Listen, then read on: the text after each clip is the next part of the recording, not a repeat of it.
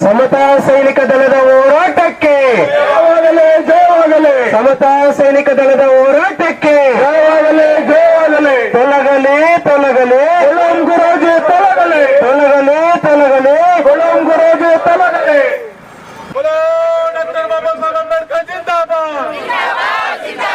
समता सैनिक दळದ ಹೋರಾಟ ತೊಲಗಲಿ ತೊಲಗಲಿ ತೊಲಗಲಿ ತೊಲಗಲಿ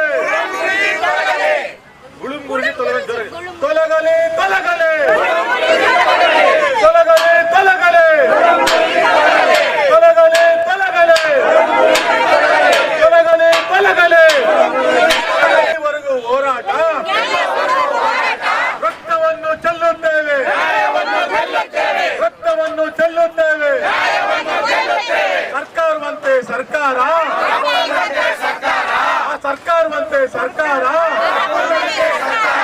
ಕಾನೂನಂತೆ ಕಾನೂನು ಕಾನೂನಂತೆ ಕಾನೂನು ತೊಲಗಲಿ ತೊಲಗಲಿ ತೊಲಗಲಿ ತೊಲಗಲಿ ತೊಲಗಲಿ ತೊಲಗಲಿ ತೊಲಗಲಿ ತೊಲಗಲಿ ಜೈ ಜೈ ಜೈ ಜೈ ಜೈ ಬೇ ಜೈ ಜೈ ಜೈ ಜೈ ಜೈ ಬೇ ಅಯ್ಯಯ್ಯೋ ಅಯ್ಯಯ್ಯೋ ಬೇಕು ಬೇಕು ಬೇಕು ಬೇಕು ಬಡವರ ವಿರೋಧಿ ಸ್ವಾಮೀಜಿಗೆ ಬಡವರ ಆಸ್ತಿಯನ್ನು ನುಂಗುತ್ತಿರುವ ಸ್ವಾಮೀಜಿಗೆ ದಲಿತರ ಆಸ್ತಿಯನ್ನು ನುಂಗುತ್ತಿರುವ ಸ್ವಾಮೀಜಿಗೆ ವಿರೋಧಿ ಸ್ವಾಮೀಜಿಗೆ ದಲಿತರ ವಿರೋಧಿ ಸ್ವಾಮೀಜಿಗೆ ಬಡವರ ಆಸ್ತಿಯನ್ನು ಕಬಳಿಸುತ್ತಿರುವ ಆರ್ಟ್ ಆಫ್ ಲಿವಿಂಗ್ ಸ್ವಾಮೀಜಿಗೆ ಸಮತಾ ಸೈನಿಕ ದಳದ ರಾಜ್ಯಾಧ್ಯಕ್ಷರಾದ ಜೆಸಿ ವೆಂಕಟರಮಣಪ್ಪರವರ ನೇತೃತ್ವದಲ್ಲಿ ಸಮತಾ ಸೈನಿಕ ದಳ ವತಿಯಿಂದ ಬೆಂಗಳೂರು ನಗರ ಜಿಲ್ಲೆ ದಕ್ಷಿಣ ತಾಲೂಕು ಕನಕಪುರ ಮುಖ್ಯ ರಸ್ತೆಯ ಉದಿಪಾಳ್ಯ ಆರ್ಟ್ ಆಫ್ ಲಿವಿಂಗ್ ಆಶ್ರಮವು ಒತ್ತುವರಿ ಮಾಡಿರುವ 100 ಎಕರೆ ಸರ್ಕಾರಿ ಭೂಮಿಯನ್ನು ವಶಕ್ಕೆ ಪಡೆಯುವ ತನಕ ಅನಿರ್ದಿಷ್ಟಾವಧಿ ಧರಣಿ ಸತ್ಯಾಗ್ರಹವನ್ನು ಹಮ್ಮಿಕೊಳ್ಳಲಾಗಿತ್ತು. ಮಾಧ್ಯಮದ ಜೊತೆ ಮಾತನಾಡಿದ ಸಂಘಟನೆಯ ರಾಜ್ಯಾಧ್ಯಕ್ಷರು, ಅನೇಕ ಮುಖಂಡರು ಬೆಂಗಳೂರು ನಗರ ಕನಕಪುರ ರಸ್ತೆಯಲ್ಲಿನ ರವಿಶಂಕರ್ ಗುರೂಜಿಯ ಆಶ್ರಮ ಸರ್ಕಾರಿ ಸ್ವತ್ತು, ಬಡವರ ದಲಿತರ ನಿರ್ಗತಿಕರ ಜಮೀನುಗಳನ್ನು ಅಕ್ರಮವಾಗಿ ಆಕ್ರಮಣ ಮಾಡಿಕೊಂಡು ಕಾನೂನಿನ ಸರ್ಕಾರದ ಸಾರ್ವಜನಿಕರ ಭಯವಿಲ್ಲದೆ ರಾಜಾರೋಷವಾಗಿ ಆಶ್ರಮ ನಡೆಸುತ್ತಿದ್ದಾರೆ. ಈ ಗುಳುಂ ಗುರೂಜಿಯ ಆಶ್ರಮಕ್ಕೆ ಸರ್ಕಾರದ ವತಿಯಿಂದ ಕಗ್ಗಲಿಪುರ ಗ್ರಾಮದ ಸರ್ವೆ ನಂಬರ್ 46ರಲ್ಲಿ 60 ಎಕರೆ ಜಮೀನು ಗುತ್ತಿಗೆ ಪಡೆದಿದ್ದು ಸರಿಯಷ್ಟೇ. ಆದರೆ ಸದರಿ ಗುತ್ತಿಗೆ ಸಮಯವು ಮುಗಿದ ನಂತರ ಗುಳುಂ ಗುರೂಜಿ ಕೇವಲ 33 ಎಕರೆ ಮರುಗುತ್ತಿಗೆಗೆ ಸರ್ಕಾರಕ್ಕೆ ಮನವಿ ಸಲ್ಲಿಸಿದ್ದು, ಉಳಿದ 27 ಎಕರೆ ಸರ್ಕಾರಿ ಸ್ವತ್ತು ಏನಾಯಿತು?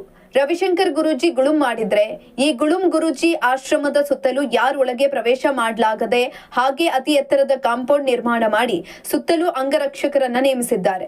ಸರ್ಕಾರಿ ಜಮೀನು 27 ಎಕರೆ ಗುಳುಂ ಮಾಡಿದ ಗುರೂಜಿಯ ಆಶ್ರಮದ ಗೂಂಡಾಗಿರಿಗೆ ಒಳಗಾದ ಬಡವರೆಷ್ಟೋ ಜನರಿದ್ದಾರೆ.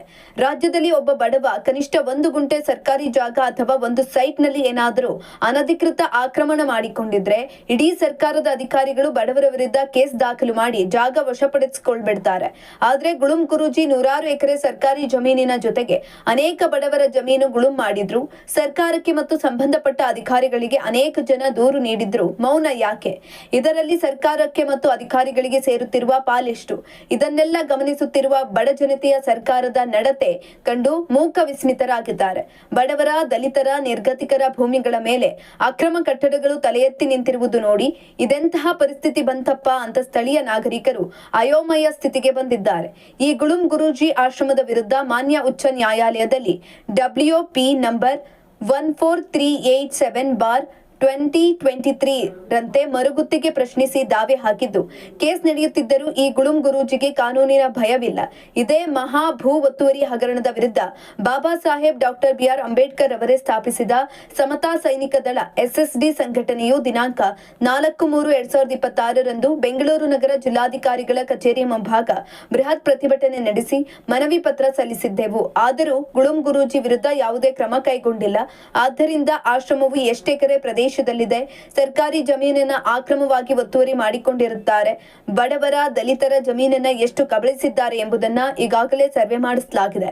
ಆದುದರಿಂದ ಅಕ್ರಮ ಚಟುವಟಿಕೆಗಳ ಆಶ್ರಯ ತಾಣವಾಗಿರುವ ಈ ಆಶ್ರಮದ ವಶದಲ್ಲಿರುವ ಸರ್ಕಾರಿ ಸ್ವತ್ತನ್ನ ಸರ್ಕಾರದ ವಶಕ್ಕೆ ಪಡೆಯಲು ಹಾಗೂ ಬಡವರ ದಲಿತರ ಜಮೀನನ್ನ ಕೂಡಿಸುವ ಸಲುವಾಗಿ ನ್ಯಾಯ ಸಿಗುವ ತನಕ ಅನಿರ್ದಿಷ್ಟಾವಧಿ ಧರಣಿ ಸತ್ಯಾಗ್ರಹ ಹಮ್ಮಿಕೊಂಡಿದ್ದೇವೆ ಅಂತ ತಿಳಿಸಿದ್ದಾರೆ. ಧರಣಿ ಸತ್ಯಾಗ್ರಹದಲ್ಲಿ ರಾಜ್ಯ ಪ್ರಧಾನ ಕಾರ್ಯದರ್ಶಿಯಾದ ಅರ್ಜುನ್ ಗೋಪಾಲಯ್ಯ, ರಾಜ್ಯ ಸಂಘಟನಾ ಕಾರ್ಯದರ್ಶಿ ಜಿಕೆ ಗೋಪಾಲ್, ಬೆಂಗಳೂರು ನಗರ ಜಿಲ್ಲಾ ಪ್ರಧಾನ ಕಾರ್ಯದರ್ಶಿ ರಘು, ರಾಜ್ಯ ಖಜಾಂಚಿ ಎಸ್ ಕೆಂಚಯ್ಯ, ದಲಿತ ಚಳುವಳಿ ರಾಜ್ಯಾಧ್ಯಕ್ಷರು, ಯುವ ಘಟಕ ಡಾಕ್ಟರ್ ಎಂ ನಾಗೇಶ್, ಕಾರ್ಯಾಧ್ಯಕ್ಷರು ಡಾಕ್ಟರ್ ಜಿ ಗೋವಿಂದಯ್ಯ ಹಾಗೂ ಅನೇಕ ಮುಖಂಡರು, ಜಮೀನು ಕಳೆದುಕೊಂಡಿರುವವರು, ಮಾನವೀಯ ಮೌಲ್ಯವುಳ್ಳುವವರು, ಸಂಘ ಸಂಸ್ಥೆಯವರು ಮತ್ತು ಸಾರ್ವಜನಿಕರು ಭಾಗವಹಿಸಿ ಗುಳುಂ ಗುರೂಜಿ ಆಶ್ರಮದ ಆಕ್ರಮದ ವಿರುದ್ಧ ಆಕ್ರೋಶವನ್ನ ವ್ಯಕ್ತಪಡಿಸಿದ್ರು. Ravishankar Guruji art of living ಆಶ್ರಮದ ಮುಂಭಾಗ ಸಮತಾ ಸೈನಿಕ ದಳ ಮತ್ತು ವಿವಿಧ ಸಂಘಟನೆಗಳೊಟ್ಟಿಗೆ ನಾವೆಲ್ಲ ಸೇರಿ ಇವತ್ತಿಂದ ಅನಿರ್ದಿಷ್ಟ ಕಾಲ ಧರಣಿ ಸತ್ಯಾಗ್ರಹಕ್ಕೆ ಇವತ್ತು ಇಟ್ಕೊಂಡಿದ್ದೇವೆ. ಉದ್ದೇಶ ಒಂದೇ, ಸುಮಾರು ವರ್ಷಗಳಿಂದ ಹೋರಾಟಗಳು ಮಾಡ್ತಾ ಇದ್ದೇವೆ ಸಮತಾ ಸೈನಿಕ ದಳದ ವತಿಯಿಂದ ಮತ್ತು ಬೇರೆ ಬೇರೆ ಸಂಘಟನೆಗಳ ವತಿಯಿಂದ. ಬಡವರ ದಲಿತರ ಅನೇಕ ದಲಿತರ ಜಮೀನುಗಳನ್ನ ಇವರು ಕಬಳಿಕೆ ಮಾಡಿಕೊಂಡು ಒಳಗಡೆ ಹಾಕೊಂಡಿದ್ದಾರೆ. ಏನ್ ಕಗ್ಲಿಪುರ ಸರ್ವೆ ನಂಬರ್ 46ರಲ್ಲಿ 60 ಎಕರೆ ಜಮೀನನ್ನ 30 ವರ್ಷಗಳಿಗೆ ಸರ್ಕಾರದ ವತಿಯಿಂದ ಲೀಸಿಗೆ ಪಡೆದಂತ ಈ ಗುಳುಂ ಗುರೂಜಿ 30 ವರ್ಷಗಳ ನಂತರ ಯಾವುದೇ ರೀತಿ ಸರ್ಕಾರದ ಅನುಮತಿ ಇಲ್ಲದೆ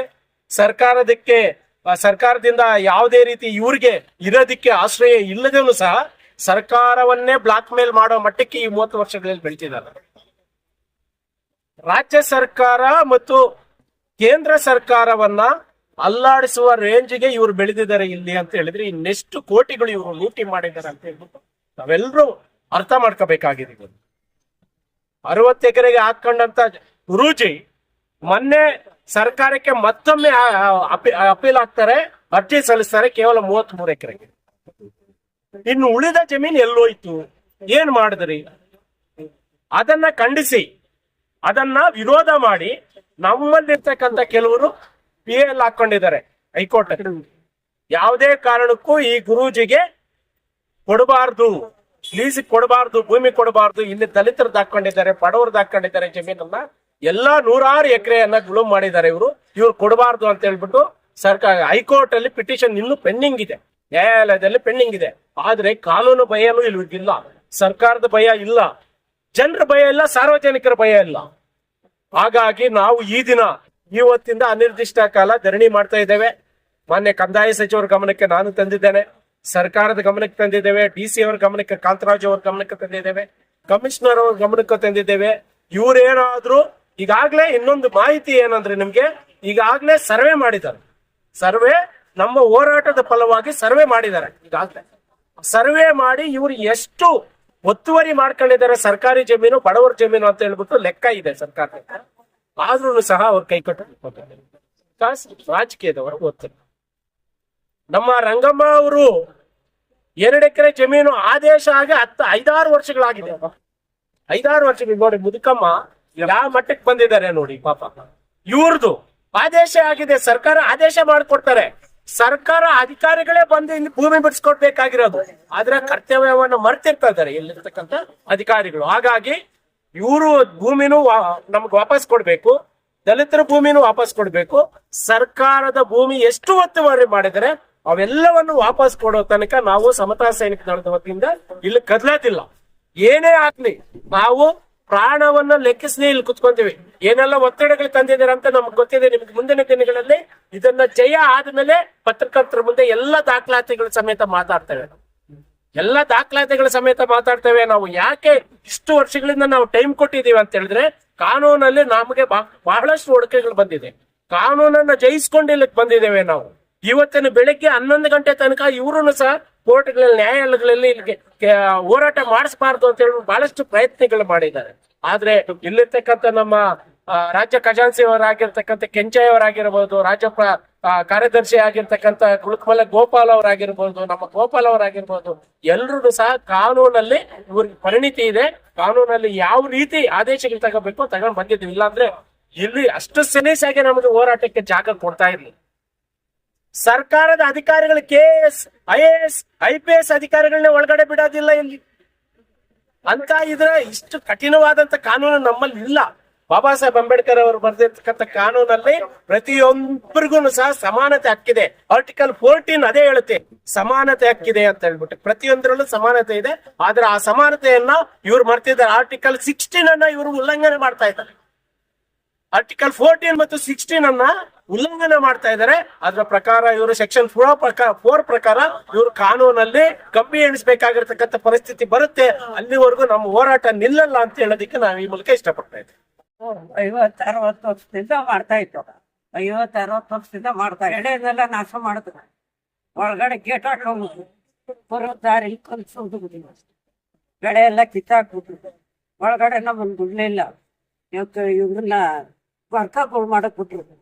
ನಮ್ಮನ್ನ ಒಳಗಡೆ ಬಿಡ್ದೆ ಹೋಗ್ಬಿಟ್ರು. ಆದ್ರೂ ನಾವು ಲೇಯರ್ ಮಾಡಿ ಹೋರಾಟ ಮಾಡಿದ್ರೆ ಇದುವರೆಗೂ ಮಾಡಿದ್ರು. ನಮ್ಗೆಲ್ಲೂ ನ್ಯಾಯ ಸಿಗ್ಲಿಲ್ಲ. ಒಳಗಡೆ ಅವರು ನಾವ್ ಮಕ್ಕಳನ್ನ ಓದಿಸ್ತೀವಿ, ಅದ್ ಮಾಡ್ತೀವಿ, ಇದ್ ಮಾಡ್ತೀವಿ. ಅವ್ರಿಗೆ ಹೇಳೋದು ಕಳ್ಸೋ. ತಹಸೀಲ್ದಾರ್ ಬಂದಿದ್ರು, ಎಲ್ಲ ಬಂದಿದ್ರು. ಬಂದು ಅಳತೆ ಮಾಡ್ಕೊಟ್ರು ಬಿಡ್ಲಿಲ್ಲ ನಮ್ಗೆ. ನಮ್ಗೆ ಇವಾಗ ನಾವು 50 ವರ್ಷದಿಂದ ಮನೆಯಲ್ಲಿ ಇಷ್ಟು ಮಾಡಕ್ಕೆ 1000 ರೂಪಾಯಿ ಇಲ್ಲ. ಆ ಪರಿಸ್ಥಿತಿ ಇದೀವಿ. ದೇವಸ್ಥಾನದಲ್ಲಿ ಹೂವ ಮಕ್ಕಳು ಗುಣ ಮಾಡ್ತಾ ಇದೀವಿ. ಆದ್ರೂ ನಮ್ ಜಮೀನು ಬಿಡ್ಲಿಲ್ಲ.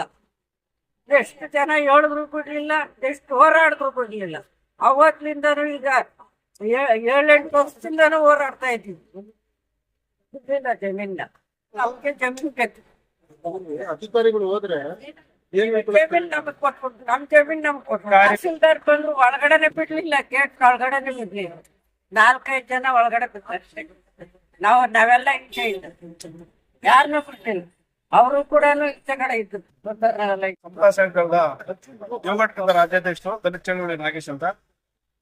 ಈಗ ದೇಶದಲ್ಲಿ ಎಲ್ರಿಗೂ ಒಂದು ಕಾನೂನು ಅಂದ್ರೆ ಆಕ್ಟ್ ಆಫ್ ಲಿವಿಂಗ್ಗೆ ಒಂದು ಕಾನೂನು. ಇದಂತಹ ಜಿಲ್ಲಾಡಳಿತ ಆಗಿರ್ಬೋದು, ಸರ್ಕಾರಗಳಾಗಿರ್ಬೋದು, ಇವ್ರು ಏನು ಮಾಡ್ಕೊಳಕ್ ಆಗ್ತಾ ಇಲ್ವಾ? ಈಗ ಸರ್ವೆ ಆಗಿದೆ, ಎಷ್ಟು ಎಕರೆ ಒತ್ತುವರಿ ಅಂತ ಗೊತ್ತಾಗಿದೆ.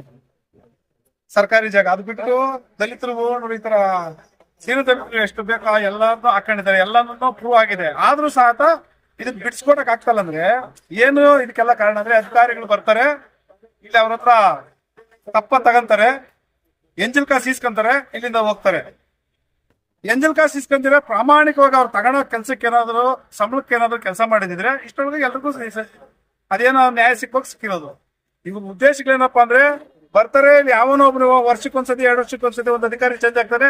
ಅವ್ನು ಯಾವ್ದೋ ಒಂದು ಟೇಪ್ ಇಟ್ಕೊಂಡು ಅಧಿಕಾರಿ ಬರ್ತಾನೆ, ಅಳತೆ ಮಾಡ್ತೀನಿ ಅಂತ ಬರ್ತಾನೆ. ಇನ್ನೊಬ್ನ ಯಾವನೋ ನೋಟಿಸ್ ಕೊಡ್ತಾನೆ, ದುಡ್ಡು ಇಸ್ಕೊಂಡ್ರೆ ಹೋಗ್ತಾನೆ. ಆದ್ರೆ ಈಗಿಂತ ಸಮತಾ ಸೈನಿಕರು ಇದನ್ನೆಲ್ಲ ನೋಡ್ಕೊಂಡು ಸುಮ್ಮನಿದ್ದ ಆಯ್ತು. ಈ ಮುಂದಕ್ಕ ಇದನ್ನ ನಡೆಯಲ್ಲ ಅಂತ ಹೇಳ್ಬಿಟ್ಟು ಈಗ ಉಪವಾಸ ಸತ್ಯಾಗ್ರಹ ಸೋಮವಾರದಿಂದ ಸ್ಟಾರ್ಟ್ ಮಾಡಿ ಸೋಮವಾರವರೆಗೂ ಜಿಲ್ಲಾಧಿಕಾರಿಗಳು ಕಾಂತರಾಜ್ ಅವ್ರಿಗೆ ಹೇಳಿದ್ವಿ. ಸೋಮವಾರದಷ್ಟೊಳಗಡೆ ಬಂದು ಏನಾದ್ರು ಇಲ್ಲಿ ನಡೀತಾ ಇರೋದು ಅಕ್ರಮಗಳನ್ನ ತಡೆಗಟ್ಟಿ ಇಲ್ಲಿರುವಂತ ಜಮೀನು ವಶಪಡಿಸ್ಕೊಂಡಿಲ್ಲ ಅಂದ್ರೆ ನಾವು ಸೋಮವಾರದಿಂದ ಉಗ್ರವಾದ ಹೋರಾಟ ರಾಜ್ಯ ಪೂರ್ತಿನೂ ಕರೆ ಕೊಡ್ತೀವಿ. ರಾಜ್ಯ ಪೂರ್ತಿ ಬಂದು ಈ ಆಶ್ರಮದವರೆಗೆ ಬುದ್ಧಿ ಕಲಿಸ್ತಾರೆ ಅಂತ ಈ ಮೂಲಕ ಹೇಳ್ತೀವಿ.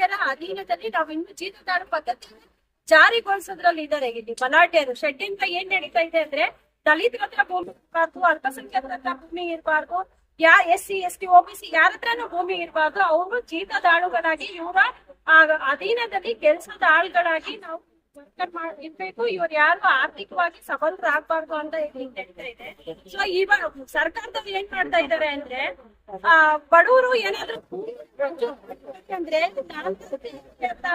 ದಾಖಲೆಗಳು ಕೇಳ್ತಾರೆ. ದಾಖಲೆಗಳು ನೀಡಿದ ಮೇಲೆ ನಾವು ಬರ್ತೀವಿ, ಸರ್ವೆ ಮಾಡ್ತೀವಿ ಅಂತ. ಅದೇ ಇಲ್ಲಿ ಆಶ್ರಮದವರು ಬಲಾಢ್ಯರು ಆರ್ಥಿಕವಾಗಿ ಸಬಲರು, ಅವರಿಗೆ ರಾತ್ರಿ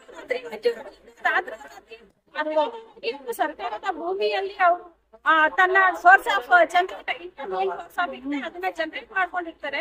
ರೆವಿನ್ಯೂ ಜನರೇಟ್ ಮಾಡ್ಕೊಂಡು ಅವರು ಬಲಾಢ್ಯರಾಗ್ತಾರೆ. ದಲಿತರನ್ನ ತುಳಿಯೋ ಕೆಲಸ ಮಾಡ್ತಾ ಇದ್ದಾರೆ. ಅಧಿಕಾರಿಗಳು ಎಚ್ಚೆತ್ಕೊಂಡು ನಮಗ್ ಸೋಮವಾರದಲ್ಲಿ ಏನ್ ಸರ್ಕಾರಿ ಭೂಮಿ ಇದೆಯೋ ತನ್ನ ಅಧೀನದಲ್ಲಿ ತಗೊಂಡಿಲ್ಲ ಅಂದ್ರೆ ಮಂಗಳವಾರದಿಂದ ನಾವು ಏನ್ ಮಾಡ್ತೀವಿ, ಉಪವಾಸ ಸತ್ಯಾಗ್ರಹನ ಮಾಡೇ ಮಾಡ್ತೀವಿ.